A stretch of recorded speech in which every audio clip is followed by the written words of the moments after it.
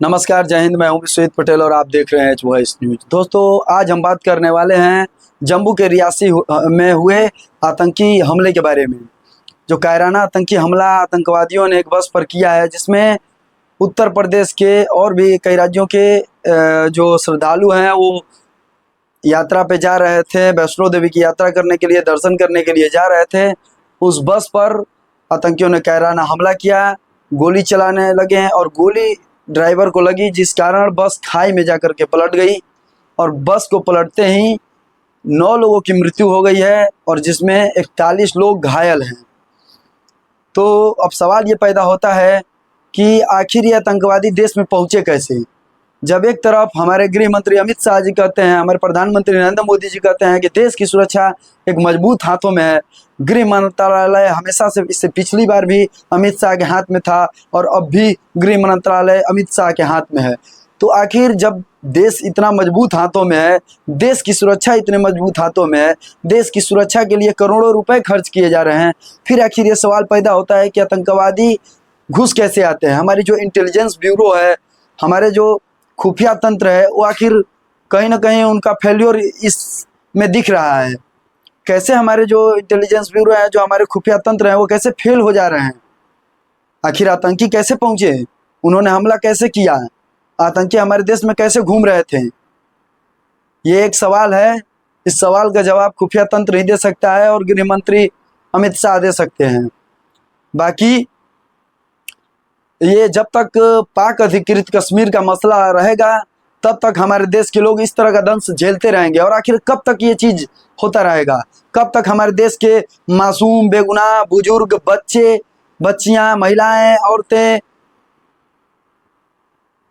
जो श्रद्धालु हैं, जो दर्शन करने के लिए जा रहे हैं, वो एक आम नागरिक हैं, उन पर आतंकवादी निशाना बना करके ताबड़तोड़ गोलीबारी कर रहे हैं। एक घायल में हमले में घायल एक चश्मदीद ने बताया कि आतंकी तब तक फायरिंग करते रहे जब तक कि उन्हें यह सुनिश्चित नहीं हो गया कि कोई बचा नहीं है इसमें। बस को खाई में गिरने के बाद भी 5 मिनट तक बैक टू बैक फायर होता रहा। उन्होंने इंसास राइफल का उपयोग किया है इसमें। चश्मदीदों ने आगे बताया कि जो आतंकवादी आए थे वो सेना की वर्दी में थे। उन्होंने अपने मुंह को कपड़े से, मास्क से, काले कपड़े से ढक रखा था। उनमें स्केच भी जारी हुआ है। खुफिया तंत्र से पता चला है कि इसमें पाकिस्तान का एक पूर्व कमांडो भी इसमें शामिल है। तो कहीं ना कहीं बार बार हमारी उंगलियां, जब आतंकवाद का बात होता है तो उंगलियां पाकिस्तान की तरफ उठती हैं और पाकिस्तान इस पे कोई जवाब नहीं देता है, ना कोई प्रतिक्रिया देता है और साफ वो नकार देता है कि हमारा इस हमले में कोई हाथ नहीं है। जबकि बार बार आतंकी गतिविधियां पाक अधिकृत कश्मीर के द्वारा संचालित की जा रही हैं और पाक अधिकृत कश्मीर से ही आतंकवादी जो हैं वो भारत में इंटर करते हैं, घुसते हैं। तो कहने का अर्थ है कि आखिर ये कब तक होता रहेगा? ये सवाल पैदा हो रहा है कि पुलवामा, बाद में कई सारी रजौरी, पुंछ और अब शोपियां, उसके बाद अब हो गया। तो इस तरह का घटना कब तक होता रहेगा? कब तक हमारे देश के लोग ये आतंकी घटनाओं को सहते रहेंगे? कब तक इस हमले का शिकार होते रहेंगे हमारे मासूम और बेगुनाह बुजुर्ग, बच्चे और औरतें? इस तरह का दंश कब तक झेलते रहेंगे? एक बड़ा सवाल है हमारे देश की सुरक्षा के ऊपर भी। हमारे गृह मंत्री अमित शाह का बयान है, बताइए, 370 हटाने के बाद भी, 370 हटने के बाद उनका बयान आया था कि अब जो कश्मीर है, अब वो धीरे धीरे अब विकास की तरफ अग्रसर हो रहा है। वहाँ पर्यटन की दृष्टि से भी काफ़ी महत्वपूर्ण काम हो रहे हैं। फिर जब 370 हटने के बाद कश्मीर जब इस तरह से विकसित हो रहा है, तो फिर आतंकी घटनाएं क्यों हो रही है? आम लोगों को निशाना क्यों बनाया जा रहा है? पहले आतंकी सेना के जवानों को निशाना बनाते थे, अब आतंकी आम लोगों को भी निशाना बना रहे हैं। तो कहने का अर्थ है कि आखिर देश किस तरह से सुरक्षित है? कहाँ तक सुरक्षित है हमारा? सकते हैं देश के अंदर भी तो हमला हो सकता है। 26/11 जैसी घटनाएं, संसद जैसी घटनाएं फिर से हो सकती हैं। बात करते हैं, आप कहते हैं कि कांग्रेस के समय में हमला होता था, बीजेपी के समय में अब हमला नहीं होता है, तो ये क्या है?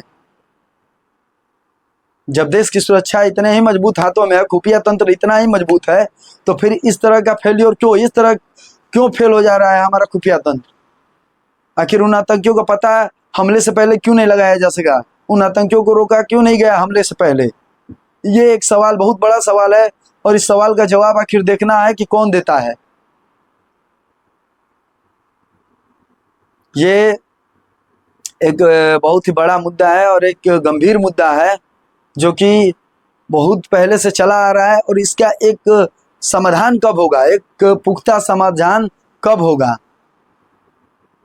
पूर्ण रूप से इस पे विराम कब लगेगा आतंकी गतिविधियों पर, ये एक बड़ा सवाल है। और हमारे देश की सुरक्षा पर भी एक सवाल खड़ा हो रहा है। तो कहीं ना कहीं अगर पाक अधिकृत कश्मीर से आतंकी घटनाएं संचालित हो रही हैं तो पाक अधिकृत कश्मीर पर सर्जिकल स्ट्राइक करनी चाहिए, या फिर रामदास अठावले का बयान आया है जो कि महाराष्ट्र में एक अच्छे नेता हैं, एक अच्छे वक्ता भी हैं, उनका एक बयान आया है कि अब भारत को देर नहीं करनी चाहिए, पाकिस्तान के ऊपर हमला करना चाहिए। इस तरह की घटना को हम लोग सह नहीं सकते हैं और पाकिस्तान पर हमला करना चाहिए। तो अब सरकार इस पर क्या एक्शन लेती है? क्या पाक अधिकृत कश्मीर को भारत में मिलाती है? क्या उसको पाक अधिकृत कश्मीर को भारत का हिस्सा बनाती है ये सरकार? नरेंद्र मोदी जी भी ने कहा था कि सरकार बनने के 6 महीने बाद एक बड़ा राजनीतिक उथल पुथल होने वाला है। तो क्या उनका इशारा पीओके की तरफ था, पाक अधिकृत कश्मीर को भारत में मिलाने के लिए? किस तरह का इशारा है? और हाल में ही एक जो पाक अधिकृत कश्मीर के एक नागरिक हैं, वो लंदन में रहते हैं, उन्होंने ये बयान दिया है कि हम मोदी जी, हम आपके साथ मिल करके काम करना चाहते हैं, आप अपने टीम में हमें शामिल कर लीजिए। कुछ समय पहले पाक अधिकृत कश्मीर में जो लोग रह रहे हैं वो हिंदुस्तान के लिए सपोर्ट कर रहे थे, हिंदुस्तान का झंडा लगाया गया था और पाकिस्तान का विरोध कर रहे थे। तो क्या पाक अधिकृत कश्मीर के भी लोग हिंदुस्तान में मिलना चाहते हैं, हिंदुस्तान का हिस्सा बनना चाहते हैं? क्या वो भी पाकिस्तान की जुल्म सितम से त्रस्त हैं? पाकिस्तान की आर्मी जो है उन पर जुल्म सितम ढा रही है, क्या उनके साथ दोहरा व्यवहार किया जा रहा है? इस कारण जो पाक अधिकृत कश्मीर के लोग हैं वो भारत का हिस्सा बनना चाहते हैं। बाकी देखते हैं कि किस तरह की कार्रवाई हो रही है। ऐसे सरकार को कड़ी से कड़ी इस पे कार्रवाई करनी चाहिए, और सर्जिकल स्ट्राइक से भी कुछ बड़ा करना चाहिए। हर बार सर्जिकल स्ट्राइक से काम चलने वाला नहीं है, क्योंकि हमारे लोग ऐसे ही मारे जाएंगे, बार सर्जिकल स्ट्राइक होगा फिर वो लोग मारे जाएंगे। तो इसका एक पूर्ण समाधान होना चाहिए ताकि ये आतंकी गतिविधियां दोबारा से न हो, और हमारे जो मासूम बुजुर्ग, बच्चे, बूढ़े हैं वो फिर दोबारा से इन आतंकी घटनाओं का शिकार न हो। इसके लिए हमारे सरकार को एक पूर्ण समाधान निकालना चाहिए और इस पर कठोर से कठोर कार्रवाई करनी चाहिए। बाकी देखते हैं सरकार क्या कार्रवाई करती है। फिर जैसे ही कोई नई जानकारी मिलती है हम नई जानकारी आपके साथ लेकर आएंगे, साझा करेंगे। मिलते हैं एक नए वीडियो में, तब तक के लिए दीजिए।